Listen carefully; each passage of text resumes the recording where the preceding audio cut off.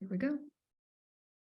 Welcome, everyone. Danielle Matthews here. I'm really excited for this interview this morning. I have Hunter Dean with me. And for those of you that aren't aware, we do a monthly call in the VIP customer group. So all things ASEA are in that VIP customer group. We want to continue the education. We know that there is a lot when you're learning about a breakthrough health technology. There's a lot to take in.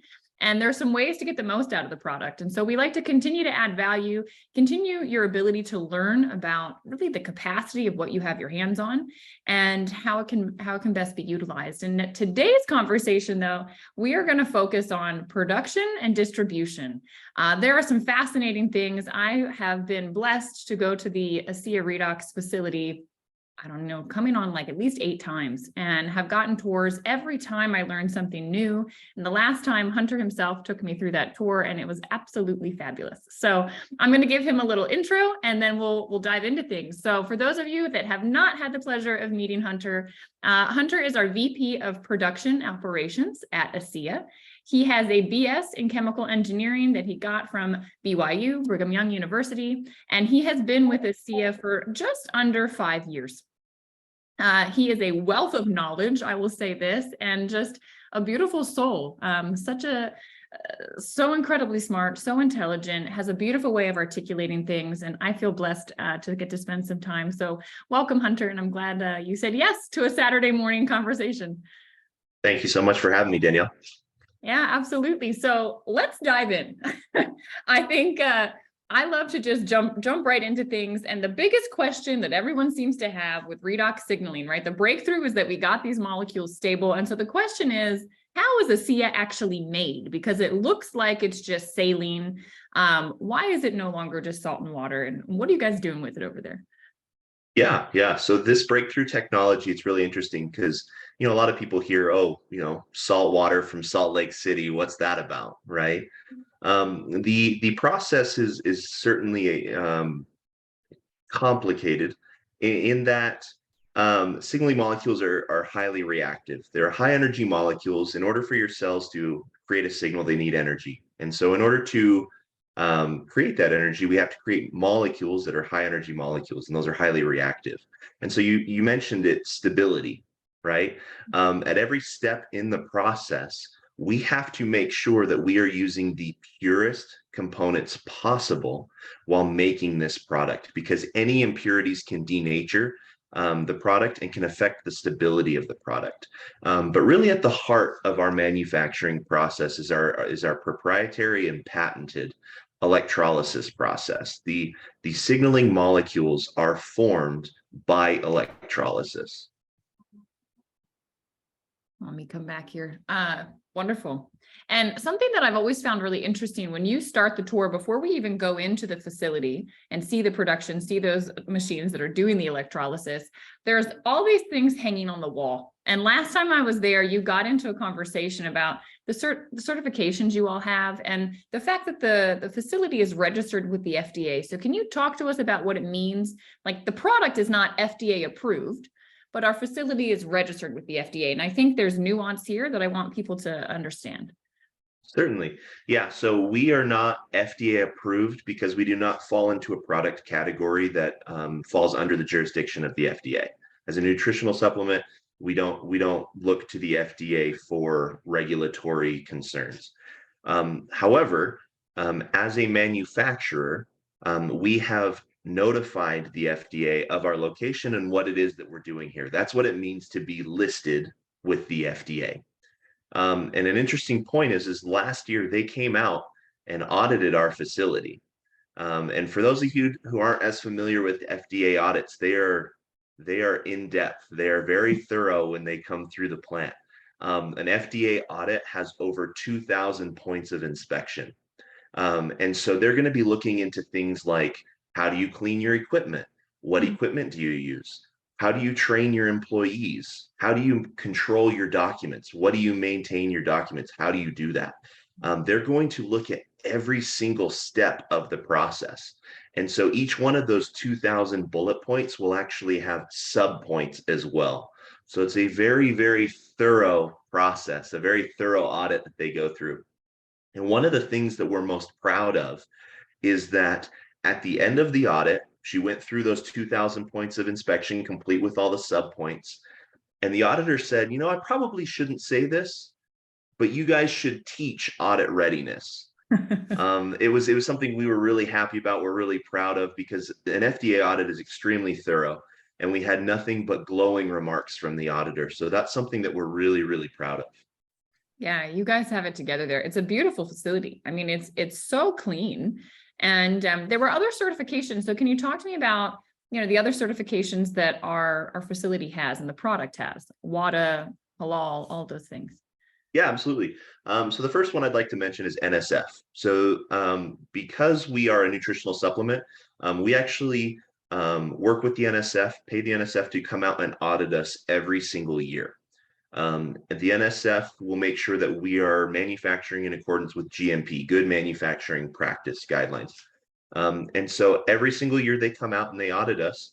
And for several years now, we've maintained nothing but an A rating with the NSF. So that's another thing we're really proud of. In addition to the NSF, we have something called NSF Sport. This is really important for those of you who are speaking with athletes, that have athletes in your organization. The NSF Sport certification certifies that we have no banned or illicit substances that are used in the Redox Center where we make the product. And so that one's really important for those athletes out there that are, competing and want to make sure that they're, abiding by the rules. That NSF Sport certification guarantees that the Blue Bottle ARS ASEA Redox supplement is compliant with the competitions or the sports regulations. In addition to NSF Sport, you mentioned WADA. WADA pertains particularly to the cell performance products, because WADA is basically a test on an ingredient set. So because our cell performance line, our mind, mood, and energy are ingredients based, we have them tested for WADA compliance. World Anti-Doping Agency is what that stands for. And again, that one just certifies that those formulas, those products are completely free of any banned or illicit substances as far as the world of sports is concerned. In addition to the WADA certification, we have ISO certification for our cosmetic products. So Renew Advanced, Renew 28, Intensive Redox Serum, the new clay mask. That's going to be our certificate that pertains to the cosmetic and topical products. We are also kosher and halal certified on all of our products. And then there are a couple other ones, the Utah Agricultural Certification and the Free Sale Certification. And what those do is those allow us to manufacture products in the state of Utah and export them over state lines and export them internationally as well. And so a lot of different certifications in order to keep things moving at the Redox Center. And we pride ourselves in the fact that we are always ready for an audit. Some of those audits, like the free sale and the agricultural certifications, require a surprise audit. They'll just show up, they'll come into the front office and say, hey, show me around. I'm from, Department of Agriculture. I need to take a look at your facility. And that's nothing that we're ever worried about, because we are always ready for audits. We're always operating as if we're being audited that day. And so that's something we really pride ourselves at the Redox Center. Yeah, I was blown away. I mean, it's ignorance on my part. I had no idea what goes into making a product and what's required for the facility that manufactures it. And then also, all these questions that people have, especially athletes, that want to be able to be compliant with their sport. I'm blown away and very grateful that you guys go into that depth and that level of detail. And to me, it seems like you go a little above and beyond, is the sense that I got when I was there. You're like beyond even best practice of manufacturing. Now, there was a question in the chat that said, what does NSF mean? You might have said this, but if you could repeat. Yeah, so it's actually pretty funny. So it used to stand for something, but when we asked the auditor, what does it stand for? Because we had the question ourselves, the auditor actually said it doesn't stand for anything anymore after the restructuring of the organization. So it used to stand for National Sanitation Foundation. Okay. But now it's just NSF. There's no acronym, there's no nothing. So I don't know why that is, but that's the information we got from the auditor. That's funny. Just leftover remnants from the past. Yeah. So another question that I know a lot of people have, and something that I found interesting when I came there, was about the patents versus intellectual property. So a lot of people talk about the fact that, our redox signaling technology is proprietary, the blue and the white, right? It's got a lot of patents on it, but I heard a lot of talk about, no, we actually are transitioning using more intellectual property. Can you talk to us about why and what that means? Yeah, absolutely. This is actually a really interesting topic, and it's something that I'm heavily involved with as far as the strategy of the corporate body of ASEA is concerned. So when you talk about ASEA redox products, specifically the Blue Bottle Renew 28 Intensive Redox Serum and Clay Mask, they leverage our cell signaling technology. This is a breakthrough technology that nobody else has, nobody else knows how to replicate. This is something that is very unique and has a competitive advantage on the market. And the strategy is, the goal of this approach is to maintain that competitive advantage. And so you talked about, we have some patents pertaining to the process, some of the applications of the product. The challenge with patents is that patents will sunset, right? At some point, patents sunset. And when you file a patent, they become public knowledge. And so these patents are written in a way to not give away the farm, so to speak. They kind of are broad in their scope and kind of allow us to have some flexibility in what we're divulging. But we have made some serious advancements on the technology over the last 5 years. And we have decided, from a strategic standpoint, that we want to make sure that those are not public knowledge, that we are the only ones that know how to do that. There are probably thousands of points of intellectual property at this point, as far as the manufacturing process goes, as far as the understanding of the product goes. And so what happens is now when you hold that as a trade secret or intellectual property, you do not have to divulge that to the public. You don't have to make that public knowledge. And so when you think about things like the Coca-Cola formula, right? There's no patent on the Coca-Cola formula. They just guard it very closely. And so nobody knows what the Coca-Cola formula is, and it allows them to be the successful business they are today after decades and decades of doing business. And so our strategy is to combine trade secrets and intellectual property with the original patents in order to protect our competitive advantage in the marketplace. Beautiful. I'm grateful for that. I'm grateful that ASEA has this, and ASEA alone does. So there was a question, I don't know if you could speak to this, over in the customer group. People are saying, well, with these certifications, so going back to NSF, if you have to pay the organization, won't they always give you a good report? And people are saying, is that not just a self-fulfilling prophecy? Sure. Yeah, no, so the payment is the cost of the audit. They by no means give us an A grade because we're paying them. There's a lot of people that do not get good grades from the NSF. And what this allows us to do is to make sure that if the FDA were to come and look at our facility, we know that we are abiding by FDA standards. An A grade from the NSF is closely correlated to what the FDA would audit when in our facility. And so it's a measuring stick, so to speak. And so they're not doing their job if they give us an A rating just because we're paying them, right? The value of the audit is the rating itself and being able to check up on how we're doing. Beautifully explained. Thank you, Ellen. Hopefully that helps you. All right. Next question is about, some of the things that you do to test the redox. So something that I was really impressed with, like there's a whole room where it looks like you guys are doing a lot of, what's the concentration of the redox in here, and also making sure that, hey, these molecules are stable and, heat and other things aren't impacting it. So can you talk to me about the testing that's done at the facility to make sure you've got the right concentration, to make sure every batch is the same and that we are getting the redox that we believe we are getting? Yeah, absolutely. So we have a stability program at ASEA that is very robust. And what I mean by stability program is that every single lot number of product that is manufactured in the facility, we retain samples of that product and we test that product throughout its expiration date.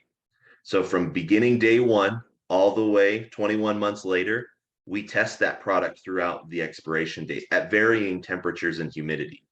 Yeah. And so when we have customers in the Asian markets, it takes a long time to get it on a boat from Utah, all the way to Taiwan, or all the way, to these different Asian markets.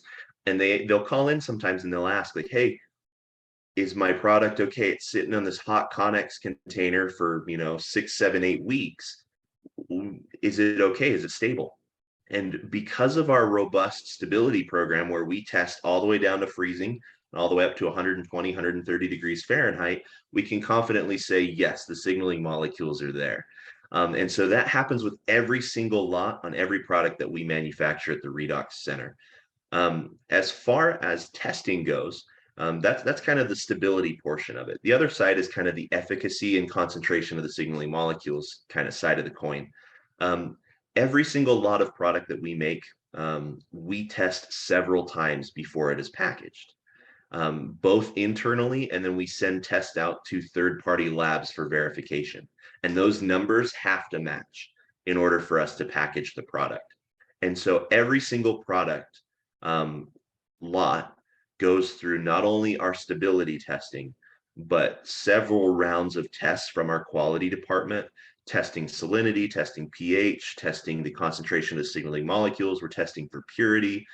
There are several parameters that we're testing for multiple times along different parts of the process, and then validating that at the end with third-party results before it's even packaged. And so when we get questions, hey, is my product good? Is my product have the signaling molecules in it? We do all of this so that we can answer confidently, yes, your product is safe, it's effective, and it's stable. Beautiful.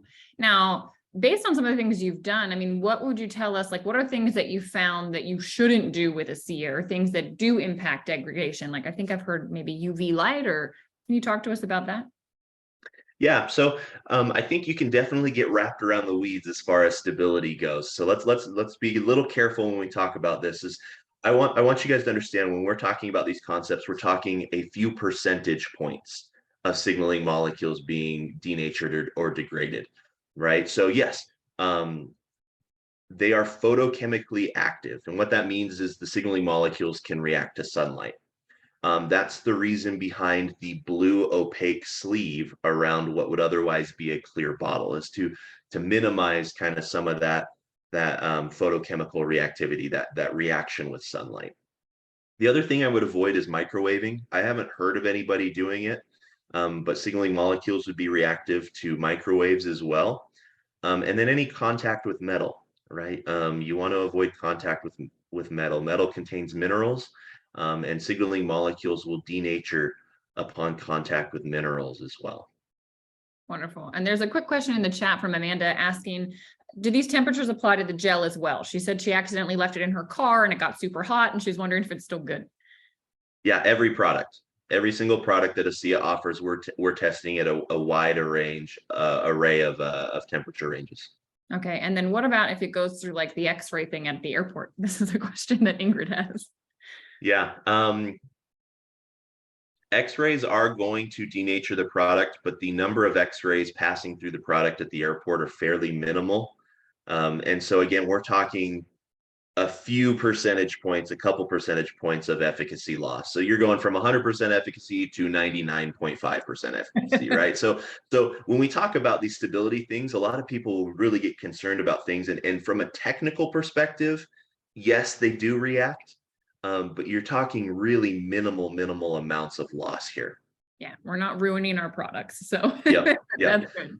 And that's really the magic, I guess, so to speak, behind this product, is the stability of it. Really, that is our competitive advantage, right? Other people can technically create signaling molecules, but it's the stability of this product, the deliverability of this product, that is magic, right? That is so unique and so competitive in the marketplace. Wonderful. So this question, I've had people on like YouTube writing comments, and I've seen people sending me things saying, hey, I took the ASEA to my friend's lab and we tested it. And, the pH is this, and it says that this is supposed to be in it, and we're not detecting any redox molecules. And I'm curious because my understanding is you need pretty sophisticated equipment to actually identify the redox. So taking it and doing like your own testing at home isn't potent enough. But could you speak to that a little bit? Because I think people maybe get a little confused and then concerned because they're like, wait, what's in this stuff? Sure. Yeah, absolutely. There's been quite a bit of that kind of over the last 4 or 5 years, people kind of digging in. And I think that comes from the overall interest that's growing worldwide in redox, right? A lot of people are seeing, hey, this is really something that can help people's health. Conventions and everything are coming together to discuss redox and cellular health. So I think it's only natural that we're going to start getting these questions and probably get more of them more frequently. And so what I want to clarify is there are a lot of test methods that are kind of simple test methods. One example that comes to mind is like hot tub tests and pool testing strips and things like that. These are rudimentary tests that assume that what you are testing are specific chemical species, right? They are calibrated for things you will find in a hot tub, in a pool. There are other compounds, totally different compounds, that will elicit a similar response to the test, despite being something completely different. And that's because it's just a generic test looking for a specific compound. These aren't wide encompassing tests. They're purpose built, so to speak, right? And so a lot of times when you use them outside of what they were intended for, they'll give strange results. And so that's the explanation kind of behind some of those rudimentary test methods. The other explanation that I have is for those who are looking at, oh, I brought this to this lab, they weren't able to find something. A lot of labs will look for specific compounds when you look at, when you request something. Say, hey, I want to test this for signaling molecules. Well, they're going to say, okay, well, I think that's this, this, and this. They test for it. They are looking very specifically for those 2 or 3 that you told them, hey, I want to look for these. If our product leverages different signaling molecules because there's several species, they're not going to see it, right? The other thing I want to talk to is these tests at the levels we perform them are extremely expensive. And the reason for that is we are testing these products at part per million, part per billion, and part per trillion levels, right? And so when you bring in a sample, unless you're paying big money to have it analyzed, these labs are not going to spend the resources to test products to that level and to that exactitude. Amazing. That was the best response I've ever gotten on that question. Thank you. Thank you. Thank you. I'm going to listen to that again. So a question is coming up. What is the pH? Like, what is the pH supposed to be? What is the pH of the liquid, ASEA, when it's all done? And then same question about the gel. Yeah. The pH of the liquid, our spec is between 7 and 8. And what's interesting is the pH of the product actually rises during the electrolysis process. As we're forming the signaling molecules, it becomes more alkaline, it becomes more basic. And then we add a pH balancer to bring it back down to a 7 or 8 in that ballpark, as far as the blue bottle is concerned. Now, as far as Renew 28, the gel, we will actually drop that pH lower because the pH of the skin is 6.5. It's actually mildly acidic is where your skin likes to be. And so we actually bring the pH of the Renew 28 down to match that of the skin. Interesting. And now let's talk about Renew 28 for a moment. So people like to talk about the concentration. Is it accurate to say that the Renew 28 is a little bit more concentrated in redox signaling than the liquid? Yes. Yeah. Because it's topically, right, we can get away with a higher concentration of signaling molecules. This is kind of in flux as far as the relationship of how many times more concentrated is it than the blue bottle. Because what happens is we're always looking at our processes and we're always wanting to improve them and improve the product, right? So if we come up with a breakthrough that allows us to cram more signaling molecules into Renew 28, we're not going to wait, right? We're going to go to the board and say, hey, we got this thing, we want to make Renew better. They're going to give us the thumbs up. We'll go and we'll implement the change. So these numbers kind of fluctuate a little bit based on where our technology is at. But you can assume that Renew is 2 to 4 times more potent than the blue bottle. Nice, awesome. And then I got this little baby in the mail. Yep. So can you talk to us, because this is very exciting. We haven't had a new redox signaling technology in a super long time. Can you talk to us about the clay mask a little bit? And I heard it took like 200 attempts. Is that accurate, to like get this to a stable form in the form that I've got it now, doing what it's doing? At least 200. Henry was going back to his lab books, and he found clay mask notes from 3 years ago. And so this has been a long time coming. And really it kind of stems from our strategy as a science team as a whole, and ASEA's kind of strategy moving forward on pushing the science forward. 3 years ago when COVID started, we had kind of some tough macroeconomic headwinds, right? A lot of people were struggling, things were tough, supply lines were challenged.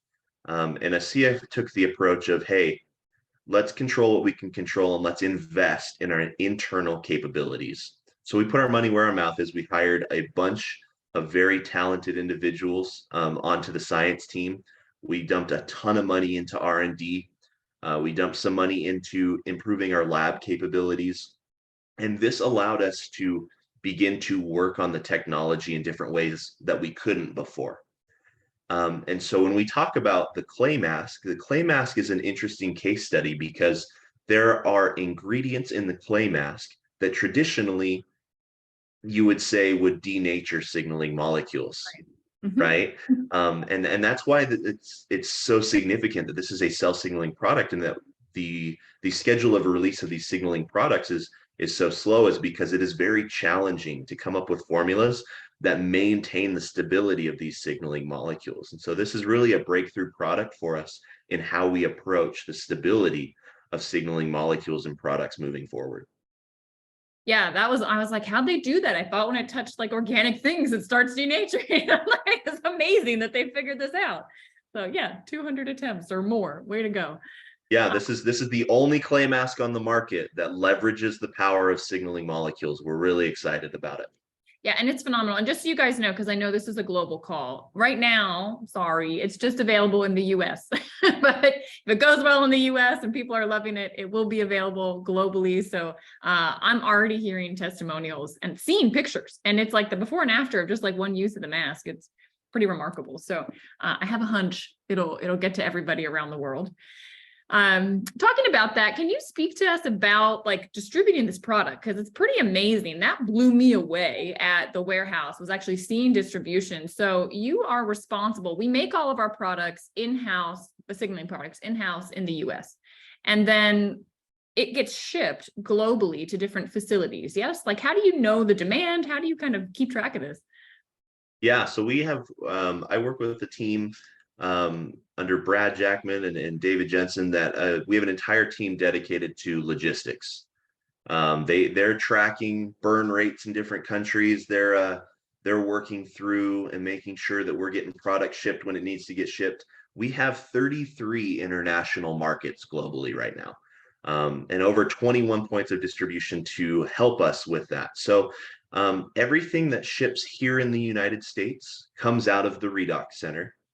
Those parcel shipments are all shipped by a team in the Redox Center that ships those out as they come in. We also have a will call for local people here in Utah. But then what happens is we'll have trucks go out every single day to begin shipping Connex containers all around the world. Those will arrive at 3PLs or third-party logistics partners. They'll break those down and then they'll handle in-country domestic shipping from there. So it's this kind of lattice work of shipping points and things like that to get to all 33 markets. But our logistics team is highly talented and good at what they do. Yeah, I was blown away during all the craziness with with the pandemic. It was amazing that it kept flowing. One question that comes up a lot: why do why is that blue bottle, the sleeve, look different in different countries? How come the label is different? Yeah. So we talked about 33 different countries right now. Every single one of those countries have their own laws and regulatory bodies. And so every single one of those countries has input on what needs to be, or requirements on what needs to be on the bottle. And so not only do we have to find out how do we ship it to all of these different places, but we have to be regulatorily compliant in those countries and those markets as well. And so depending on which country we're shipping to, we'll use a unique sleeve or unique packaging or case in some cases where it has the information that is required from regulatory agencies in that market. Makes sense. So the last question I have for you, and guys, I do see the chat and all of you on there asking questions. We will make a little bit of time for that. But the last question I have to you, Hunter, because I found this fascinating, the research, like what is the continued research that ASEA is doing on the products? And is it all in-house? Do you outsource? And, what might we be able to expect with that?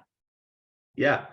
As far as internal research goes, we've actually just recently added an ICP-MS to our test capabilities. This is going to be allow us to test down to parts per trillion in some cases. And that's going to help us look analytically at what are the trace compounds in our products as we develop them.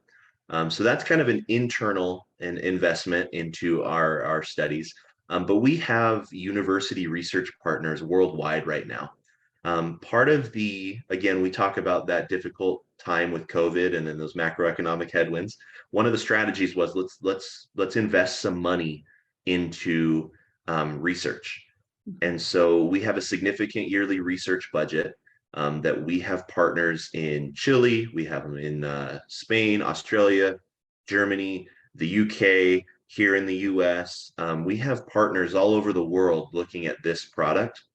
And what's actually exciting is we now have people calling us to see if they can be involved with their research. And so we're really excited about where we're going. The vision of ASEA is to be the leaders in redox and cellular health. And so by partnering with these different universities globally, we are committed to achieving that vision. And so we're looking into things like the compounds in ASEA and how they work in the body, right? We want to look at those specific pathways in the body. Hey, what's happening when we take ASEA? And what that'll allow us to do is to understand how it works in the body. And then what happens is there's this unique cycle of if you understand what happens in the body, you can calibrate your product better. Once you've calibrated your product better, more things happen in the body. And so there's this cycle of research that happens and they kind of feed each other. And so we have some awesome things coming up. Going to be ready to release probably around convention time, hint, plug. If you're not planning on go to convention, shame on you. Get there if you can, do everything you can. But there's a lot of really exciting research going on right now. I can't quite speak to it yet, but it's coming soon. I'm so excited. I know when I heard that you guys had people calling you to want to study with ASEA, I was like, the word's getting out. Like when people understand what we have our hands on, yeah, I think they'll be knocking down the door. So, Hunter, do you have maybe, I don't know, 10 more minutes? We'll just kind of through the questions in the chat. Okay. So give me a second, guys. I see over on Facebook, I see you here on Zoom. So one question that Vicky had, kind of going back to the X-rays and a slight denaturing. The question is, wouldn't that start like a cascading effect and then all of the molecules be denatured? I think that question stems from people say don't drink out of the bottle because your saliva gets in and causes this cascading effect of it all being denatured. So I'm guessing that's kind of where that comes from. Sure. Yeah, there's not necessarily a cascade effect in the denaturing process. Once a cell signaling molecule becomes, I guess, inactive, let's say, it doesn't have the ability to denature the cell signaling molecules around it. Cool. So the cascade effect is very real in the body as far as cell signaling goes, but not so much on the degradation of the product. Very insightful. Okay, see, you got to go straight to the source, guys. To get answers here.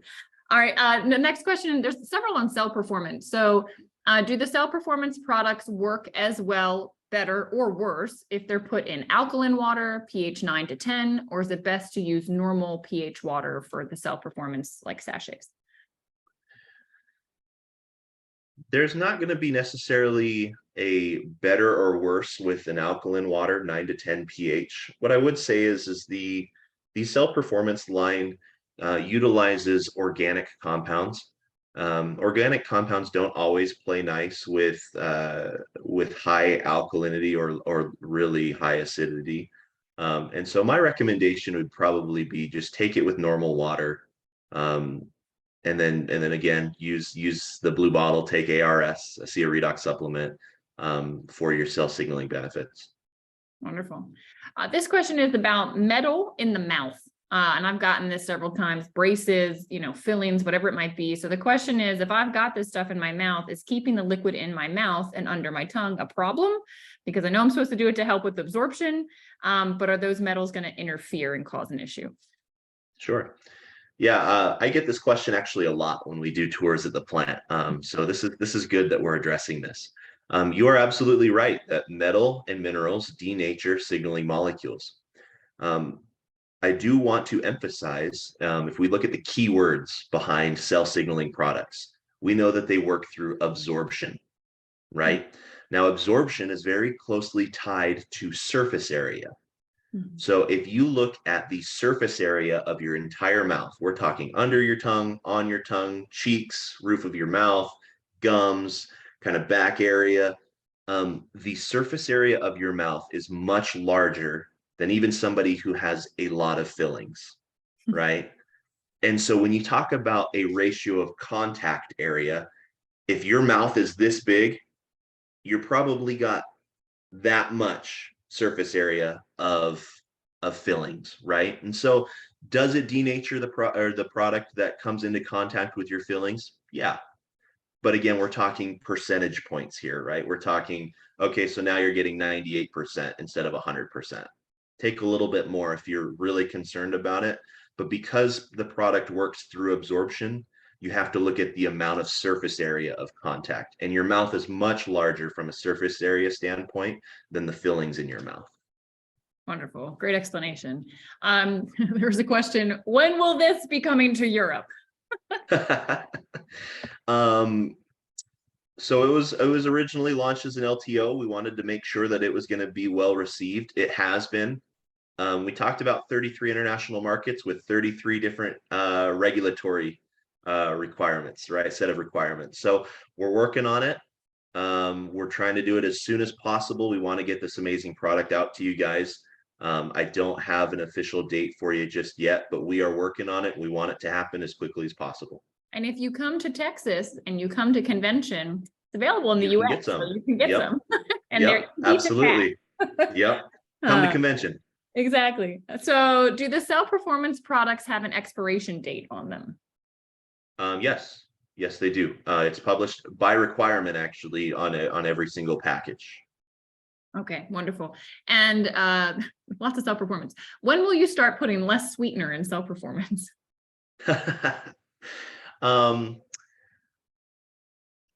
We're working on some flavor tweaks right now. There's a lot of inventory in the market right now. So any change that happens, it'll take a little bit of time for it to take effect. The thing that's challenging again about that is there are so many different preferences when it comes to flavor profiles. Yeah. And not only when you consider differences even here in the US, but the palate in Europe is very different than the palate in the US, which is different from the palate in Asia. There are so many different preferences globally as far as flavor goes. We tried to do our best this time around as far as being, acceptable to everybody. The other thing that I want to touch on with cell performance is these products are extremely clean, meaning we tried to keep the synthetic flavor enhancers out. We tried to use as little of anything that was not functional as possible. And so really, we don't have a whole lot of flexibility as far as the flavor goes with the current ingredient set. So we're looking at it. We've heard a couple of pieces of feedback of make it a little less sweet. We're taking that into account, but it'll take a little bit of time for us to be able to make sure that the product is still effective and stable with some of these changes that are being proposed. Wonderful. All right, we've got like two more. So people with dentures, should they take out their dentures to swoosh, or should they leave the dentures in? And also, if you could touch on how long to swoosh, because that is like a debated topic. Yeah. I don't think it's going to matter. Dentures in, dentures out. Yeah, it shouldn't matter in or out. That's going to be a personal preference thing. As far as how long to swish for, and this is a story that I've told several times, so a lot of you have probably heard it, is I've heard people say that they swished for as long as 5 minutes. Yeah. I think it's amazing that we have individuals in the field that are that dedicated to getting everything they can out of the product.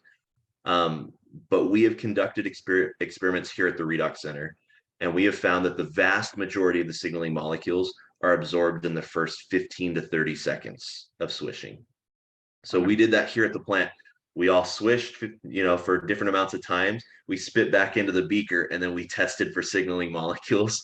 It was an interesting test, but we were able to confirm 15 to 30 seconds is sufficient for the absorption to happen. It's hilarious. When you guys said you knew that, I was like, oh my God, they had to have swished it and spit. And I was like, I don't watch that. So that's confirmed now. All right. The last question, I don't know if you can speak to this. They said, any thoughts about subbing out maltodextrin in cell performance? I don't know anything about that ingredient. Yeah, let's talk about that. So that's a highly villainized ingredient. One of the things that we have to consider when we're launching products is that we do business internationally. And so there are a lot of different requirements out there.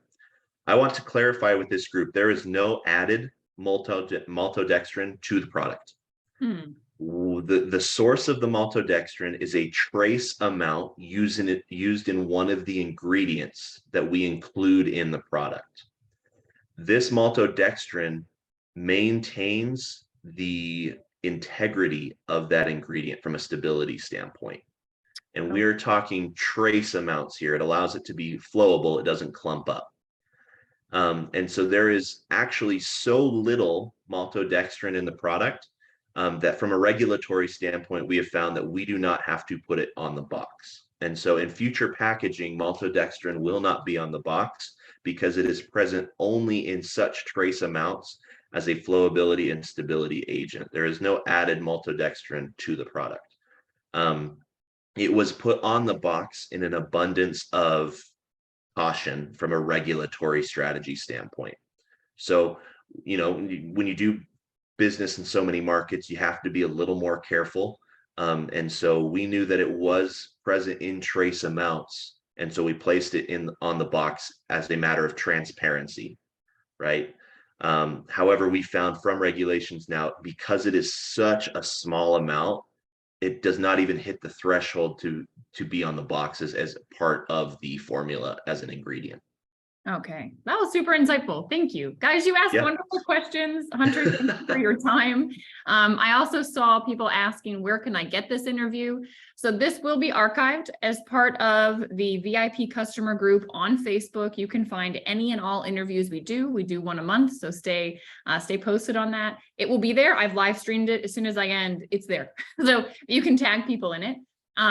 I also recorded it. So I will be, for those not on the Facebook platform, I will be uploading it to ASEA United Vimeo channel, ASEA United YouTube channel, but you're gonna need to give me a little bit of time. So you'll probably see it there this afternoon.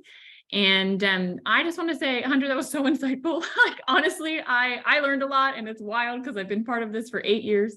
And I just am really grateful for, again, the professionalism you bring to this, the insight that you bring to this, and for taking your time on a Saturday morning to connect with all of us. I see the chat blowing up with lots of thank yous. Guys, please, yes, express your appreciation, and maybe we'll get him back again. So thank you, Hunter, and have a beautiful day. Absolutely, anytime. Thank you so much, Danielle. Thanks, everybody, for having me. All right, bye, guys.